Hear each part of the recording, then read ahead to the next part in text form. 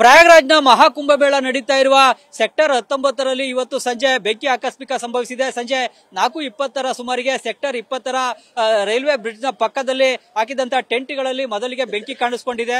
ಒಂದು ಟೆಂಟ್ ನಲ್ಲಿ ಬೆಂಕಿ ಆಕಸ್ಮಿಕ ಸಂಭವಿಸಿದ ಬಳಿಕ ಅದು ಗಾಳಿ ಬೀಸುತ್ತಿದ್ದರಿಂದಾಗಿ ಬೇರೆ ಟೆಂಟ್ಗಳಿಗೂ ಕೂಡ ಬೆಂಕಿ ವ್ಯಾಪಿಸಿಕೊಂಡಿದೆ. ಇದರಿಂದಾಗಿ ಸುಮಾರು ಇಲ್ಲಿದ್ದಂತಹ 150ರಿಂದ 200 ಟೆಂಟ್ಗಳು ಸಂಪೂರ್ಣವಾಗಿ ಸುಟ್ಟು ಭಸ್ಮವಾಗಿವೆ. ಇಲ್ಲಿ ಹಾಕಿದಂತ ಟೆಂಟ್ಗಳೆಲ್ಲ ಸುಟ್ಟು ಭಸ್ಮವಾಗಿರೋದನ್ನ ತಾವು ನೋಡಬಹುದು. ಒಂದು ಟೆಂಟ್ ನಲ್ಲಿ ಸಿಲಿಂಡರ್ ಮೊದಲಿಗೆ ಸ್ಫೋಟ ಆಗಿದೆ. ಆ ಸಿಲಿಂಡರ್ ಸ್ಫೋಟ ಆದ ಕಾರಣದಿಂದಾಗಿ ಟೆಂಟ್ಗೆ ಬೆಂಕಿ ಬಿದ್ದಿದೆ. ಅದಾದ ಬಳಿಕ ಪಕ್ಕದ ಟೆಂಟ್ಗಳಿಗೂ ಕೂಡ ಬೆಂಕಿ ವ್ಯಾಪಿಸಿದೆ ಅಂತೇಳಿ ಸ್ಥಳದಲ್ಲಿದ್ದಂತಹ ಪ್ರತ್ಯಕ್ಷದರ್ಶಿಗಳು ಹೇಳ್ತಾ ಇದ್ದಾರೆ. ಆದ್ರೆ ಅದೃಷ್ಟವಶಾತ್ ಈ ಒಂದು ಬೆಂಕಿ ಆಕಸ್ಮಿಕದಲ್ಲಿ ಯಾವುದೇ ಸಾವು ನೋವು ಸಂಭವಿಸಿಲ್ಲ. ಆ ಟೆಂಟ್ ನಲ್ಲಿ ಇದ್ದಂತಹ ಒಬ್ಬ ವ್ಯಕ್ತಿಗೆ ಮಾತ್ರ ಗಾಯ ಆಗಿದೆ. ಅವರನ್ನ ಈಗಾಗಲೇ ಆಂಬುಲೆನ್ಸ್ ನಲ್ಲಿ ಆಸ್ಪತ್ರೆಗೆ ರವಾನೆಯನ್ನ ಮಾಡಿ ಚಿಕಿತ್ಸೆಯನ್ನು ನೀಡುವಂತ ವ್ಯವಸ್ಥೆಯನ್ನ ಮಾಡಲಾಗಿದೆ.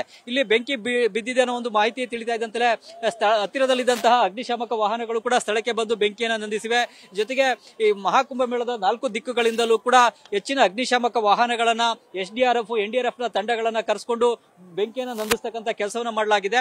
ಆದ್ರೆ ಬೆಂಕಿ ಬೇರೆ ಟೆಂಟ್ ಗಳಿಗೆ ವ್ಯಾಪಿಸದಂತೆ ತಡೆಯುವಂತ ಕೆಲಸವನ್ನು ಕೂಡ ಮಾಡಲಾಗಿದೆ. ಇಲ್ಲಿ ತಾವು ನೋಡಬಹುದು, ಆ ಭಾಗದಲ್ಲಿ ಶೀಟ್ ಅನ್ನು ಹಾಕಲಾಗಿದೆ. ಆ ಶೀಟ್ ಅನ್ನು ಹಾಕಿದ್ರಿಂದಾಗಿ ಆ ಶೀಟ್ ನಿಂದ ಆ ಭಾಗಕ್ಕೆ, ಮುಂದಿನ ಭಾಗಕ್ಕೆ ಬೆಂಕಿ ವ್ಯಾಪಿಸಿದಂತೆ ತಡೆಗಟ್ಟುವಲ್ಲಿ ಸಹಾಯಕ ಆಗಿದೆ. ಹೀಗಾಗಿ ಆ ಶೀಟ್ ನ ಪಕ್ಕದಲ್ಲಿರ್ತಕ್ಕಂಥ ಟೆಂಟ್ ಗಳಿಗೆ ಯಾವುದೇ ಬೆಂಕಿ ಬಿದ್ದಿಲ್ಲ. ಇಲ್ಲಿ ಮುಖ್ಯವಾಗಿ ಈ ಟೆಂಟ್ ಗಳನ್ನ ಹುಲ್ಲಿನ ಕಡ್ಡಿಯನ್ನ ಬಳಸಿ ನಿರ್ಮಾಣವನ್ನ ಮಾಡಲಾಗಿತ್ತು. ಇದರಿಂದಾಗಿ ಬೇಗನೆ ಬೆಂಕಿ ಒತ್ಕೊಂಡಿದೆ. ಜೊತೆಗೆ ಗಾಳಿ ಕೂಡ ಅದೇ ವೇಳೆಯಲ್ಲಿ ವೇಗವಾಗಿ ಬೀಸಿದ್ರಿಂದಾಗಿ ಅಕ್ಕಪಕ್ಕದ ಟೆಂಟ್ ಗಳಿಗೂ ಕೂಡ ಬೆಂಕಿ ವ್ಯಾಪಿಸಿಕೊಂಡಿದೆ ಅನ್ನೋ ಒಂದು ಮಾಹಿತಿಯನ್ನ ಸ್ಥಳದಲ್ಲಿದ್ದಂತಹ ಪ್ರತ್ಯಕ್ಷದರ್ಶಿಗಳು ಕೂಡ ಹೇಳ್ತಾ ಇದ್ದಾರೆ. ಈ ಒಂದು ಬೆಂಕಿ ಬಿದ್ದಂತಹ ಸಂದರ್ಭದಲ್ಲಿ ಇಲ್ಲೇ ಸ್ಥಳದಲ್ಲಿ ನಮ್ಮ ಕರ್ನಾಟಕದ ಬೀದರ್ ಜಿಲ್ಲೆಯ ಶಿವಶಂಕರ್ ಅವರು ಕೂಡ ಸ್ಥಳದಲ್ಲಿದ್ರು. ಅವರು ಕೂಡ ಬೆಂಕಿ ಬಿದ್ದಿದ್ದನ್ನ ನೋಡಿ ಸ್ಥಳಕ್ಕೆ ಬೇಗನೆ ಬಂದಿದ್ದಾರೆ. ಆಗ ಬೆಂಕಿ ಯಾವ ರೀತಿಯಾಗಿ ವ್ಯಾಪಿಸ್ತು, ಏನು ಮತ್ತೆ ಯಾರಿಗಾದ್ರೂ ಸಾವು ನೋವು ಸಂಭವಿಸಿದೆಯಾ ಹೇಗೆ ಅನ್ನೋದ್ರ ಬಗ್ಗೆ ಈಗ ಪ್ರತ್ಯಕ್ಷದರ್ಶಿಯಾಗಿರುವಂತಹ ಶಿವಶಂಕರ್ ಅವರೊಂದಿಗೆ ಮಾತಾಡೋಣ. ಶಿವಶಂಕರ್ ಅವರ ಇಲ್ಲಿ ಬೆಂಕಿ ಬಿದ್ದಾಗ ನೀವು ಸ್ಥಳದಲ್ಲಿ ಇದ್ರಾ? ಹೇಗೆ, ಎಷ್ಟೊತ್ತಿಗೆ ಬೆಂಕಿ ಬಿತ್ತು? 4:20ಕ್ಕೆ ಬಿದ್ದಿದೆ. 4 ಗಂಟೆ 20 ನಿಮಿಷಕ್ಕೆ. ಬೆಂಕಿ ಬೀಳಲಿಕ್ಕೆ ಏನ್ ಕಾರಣ? ಯಾವ ರೀತಿಯಾಗಿ ಬೆಂಕಿ ಹೊತ್ಕೊಂಡಿದೆ? ಏನು ಗೊತ್ತಾಗಿಲ್ಲ. ಅಲ್ಲಿ ಬೆಂಕಿ ಹತ್ಕೊಂಡ್ ಬಿಡ್ತು. ಬೆಂಕಿ ಹತ್ಕೊಂಡ್ಮೇಲೆ ಸುಮಾರಾಗಿ ಫೈರ್ ಬ್ರಿಗೇಡ್ ಗಾಡಿಗಳೆಲ್ಲ ಬರ್ತಾ ಇತ್ತು. ಅದನ್ನ ನೋಡಿ ನಾವು ಓಡ್ ಬಂದಿವಿ. ಬರೋಷ್ಟರಲ್ಲಿ ಗಾಳಿಗೆ ಫುಲ್ ಎಲ್ಲ ಟೆಂಟ್ಗಳು ಪ್ಲಾಸ್ಟಿಕ್ ಕವರ್ ಇಂದ ಇರೋ ಕವರ್ ಹಾಕಿರೋದಕ್ಕೋಸ್ಕರ ಗಾಳಿಯಿಂದ ಫುಲ್ ಬಂದ್ಬಿಡ್ತು ಮುಂದೆ. ಹಂಗಾಗಿ ಯಾವ್ದು ಸಾವು ನೋವು ಏನೂ ಇಲ್ಲ. ಫಸ್ಟ್ ಟೆಂಟ್ ಅಲ್ಲಿ ಇದ್ದ ಒಬ್ಬರಿಗೆ ವಯಸ್ಸಾದವರು ಇದ್ರು, ಸಾಧುಗಳಿದ್ರು. ಅವ್ರಿಗೆ ಒಂದ್ ಸ್ವಲ್ಪ ಏಟ್ ಆಗಿದೆ. ಅವರಿಗೆ ಹಾಸ್ಪಿಟಲ್ ಅಡ್ಮಿಟ್ ಮಾಡಿದ್ದಾರೆ. ಏನು ಬೇರೆದೇನು ಇಲ್ಲ.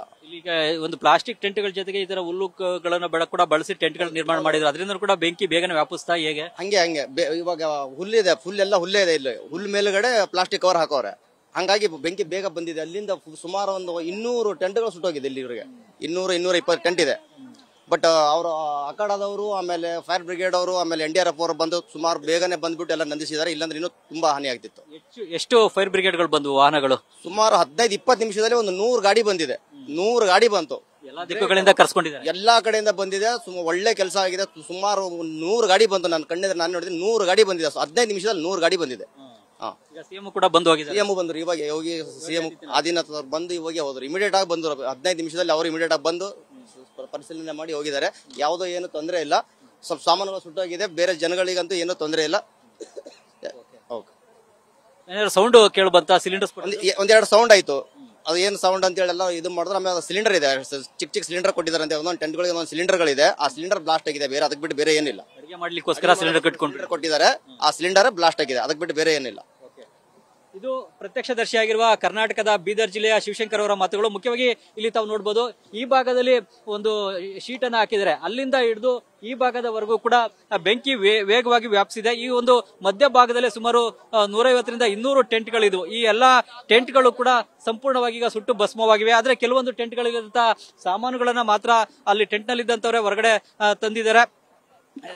ಆದ್ರೆ ಅದೃಷ್ಟವಶಾತ್ ಯಾವುದೇ ಸಾವು ನೋವು ಸಂಭವಿಸಿಲ್ಲ. ಮುಖ್ಯವಾಗಿ ಇಲ್ಲಿ ಮಹಾಕುಂಭ ಮೇಳದಲ್ಲಿ ಈ ರೀತಿ ಅಗ್ನಿ ಆಕಸ್ಮಿಕಗಳು ಸಂಭವಿಸಿದ್ರೆ ಅದನ್ನ ಎದುರಿಸಲಿಕ್ಕೆ ಬೇಕಾದಂತಹ ಸಿದ್ಧತೆಗಳನ್ನು ಕೂಡ ಮುಂಚಿತವಾಗಿ ಮಾಡಿಕೊಳ್ಳಲಾಗಿತ್ತು. ಯಾಕಂತಂದ್ರೆ ಪ್ರತಿಯೊಂದು ಸೆಕ್ಟರ್ ಅಲ್ಲೂ ಕೂಡ 2-3 ಅಗ್ನಿಶಾಮಕ ವಾಹನಗಳು ಮುಂಚೆನೆ ರೆಡಿ ಆಗಿರ್ತಿದ್ವು. ಯಾವುದೇ ಈ ರೀತಿಯಾದಂತಹ ಅನಾಹುತಗಳು ಸಂಭವಿಸಿದ್ರೆ ಅವುಗಳನ್ನ ನಿಭಾಯಿಸಲಿಕ್ಕೆ ಸಿದ್ಧತೆಯನ್ನು ಕೂಡ ಮಾಡಿಕೊಳ್ಳಲಾಗಿತ್ತು. ಅದರಿಂದಾಗೇನೆ ಇಲ್ಲಿ ಸೆಕ್ಟರ್ 19ರಲ್ಲಿದ್ದಂತ ಅಗ್ನಿಶಾಮಕ ವಾಹನಗಳು ಸೆಕ್ಟರ್ 20ರಲ್ಲೂ ಕೂಡ ಅಗ್ನಿಶಾಮಕ ವಾಹನಗಳು ಮುಂಚೆನೆ ನಿಂತಿದ್ವು. ಆ ಅಗ್ನಿಶಾಮಕ ವಾಹನಗಳು ಮೊದಲಿಗೆ ಸ್ಥಳಕ್ಕೆ ಬಂದು ಬೆಂಕಿಯನ್ನು ನಂದಿಸುವಂತ ಪ್ರಯತ್ನ ಮಾಡಿವೆ. ಬಳಿಕ ಬಳಿಕ ಬೇರೆ ಬೇರೆ ಸೆಕ್ಟರ್ಗಳಿಂದ ಬೇರೆ ಬೇರೆ ಕಡೆಗಳಿಂದಲೂ ಕೂಡ ಅಗ್ನಿಶಾಮಕ ವಾಹನಗಳನ್ನ ಕರೆಸ್ಕೊಂಡು ಈ ಬೆಂಕಿಯನ್ನ ನಂದಿಸ್ತಕ್ಕಂತ ಕೆಲಸವನ್ನ ಮಾಡಲಾಗಿದೆ. ಈಗಾಗಲೇ ಸಿಎಂ ಯೋಗಿ ಆದಿತ್ಯನಾಥ್ ಅವರು ಕೂಡ ಸ್ಥಳಕ್ಕೆ ಬಂದು ಪರಿಶೀಲನೆ ನಡೆಸಿ ತೆರಳಿದ್ದಾರೆ. ಅದೃಷ್ಟವಶಾತ್ ಇಲ್ಲಿ ಈ ಬೆಂಕಿ ಆಕಸ್ಮಿಕ ಸಂಭವಿಸಿದ್ರು ಕೂಡ ಸುಮಾರು 200 ಟೆಂಟ್ಗಳು ಸುಟ್ಟು ಭಸ್ಮವಾದರೂ ಕೂಡ ಯಾವುದೇ ಸಾವು ನೋವು ಸಂಭವಿಸಿಲ್ಲ. ಈಗ ಬೆಂಕಿಯನ್ನ ಸಂಪೂರ್ಣವಾಗಿ ನಂದಿಸಲಾಗಿದೆ. ಕ್ಯಾಮರಾಮನ್ ಬೈರೇಶ್ ತಿಪ್ಟೂರು ಜೊತೆ Chandramohan, news first, Prayagraj. News first ನಿರ್ಭೀತಿಯಿಂದ ನಿಮ್ಮ ಪರವಾಗಿ.